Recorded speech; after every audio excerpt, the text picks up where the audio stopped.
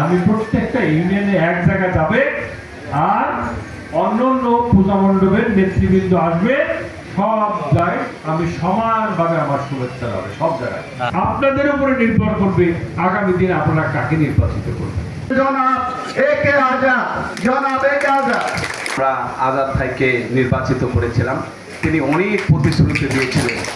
একজন প্রকৃত মানুষ একে আজাদ, গরিব দুঃখী খেটে খাওয়া মানুষের অগাধ বিশ্বাসের শিখর একে আজাদ।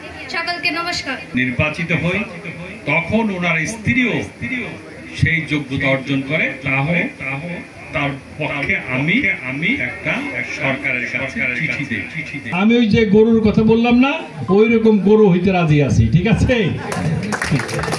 পূজায় বাধা সৃষ্টি করবে না, আমার মসজিদে বাধা সৃষ্টি করবে না, আমার এতিমখানায় বাধা সৃষ্টি করবে না, আমার ঘর উঠাইলে বিল্ডিং উঠাইলে চান্দা চাইবে না, আমার বাস স্ট্যান্ডের থেকে চান্দা নেবে না, রিক্সা স্ট্যান্ডে থেকে চান্দা নেবে না, আমি কন্ট্রাক্টর ভাই কন্ট্রাক্টরি করতে হবে, রাস্তার থেকে চান্দা নেবে না। এমন একজন নেতা নেত্রীকে আমরা সবাই মিলে নির্বাচিত করবো ইনশাআল্লাহ।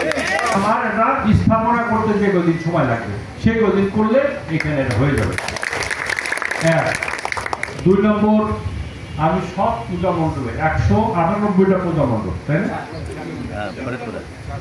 198টা পূজা মণ্ডপ, এখানে সব জায়গায় আমি যেতে পারবো না। সেই জন্য আমি বলেছি আমি প্রত্যেকটা ইউনিয়নে এক জায়গা যাবে আর অন্যান্য পূজা মণ্ডপের নেতৃবৃন্দ আসবে, সব জায়গায় আমি সমানভাবে আমার শুভেচ্ছা হবে সব জায়গায়। এখানে 2টা জায়গা আছে। একটা জায়গা হলো আমার চাচি, আগের প্রাক্তন চেয়ারম্যান মুহিত সাহেবের স্ত্রী, আর একটা আছে আমার ছোট ভাই জীবনের জায়গা। তা আমি বলছিলাম যে জায়গায় অ্যাকচুয়ালি ট্রেনিং সেন্টার হলে এখান থেকে ট্রেনিং দেওয়ার লোকজন চলে যায় সেই ইয়েতে আমাদের পয়সা যাইতে আসতে অনেক খরচ হয়ে যায়। তাইলে আমি মাসুদ সাহেবকে অনুরোধ করব, আপনি চেয়ারম্যান হিসেবে আপনার অনেক দায়িত্ব।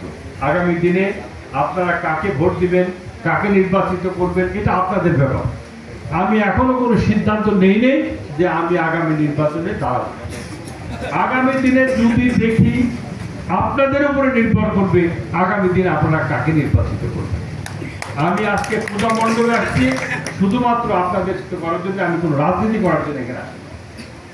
তাই আগামী দিন আপনাদের মধ্যে থেকে যে ভালো লোক যোগ্য আমরা মনে করি, যাকে দিয়ে আমাদের ফরিদপুরের উন্নয়ন হবে, যাকে দিয়ে ফরিদপুরের কর্মসংস্থান হবে, রাস্তাঘাটের উন্নয়ন হবে, দুঃখী মানুষ এই মেডিকেল হসপিটাল, বিশ্বাস করেন এইটা যে এত খারাপ অবস্থা আমার জীবনেও আমি চিন্তা করিনি।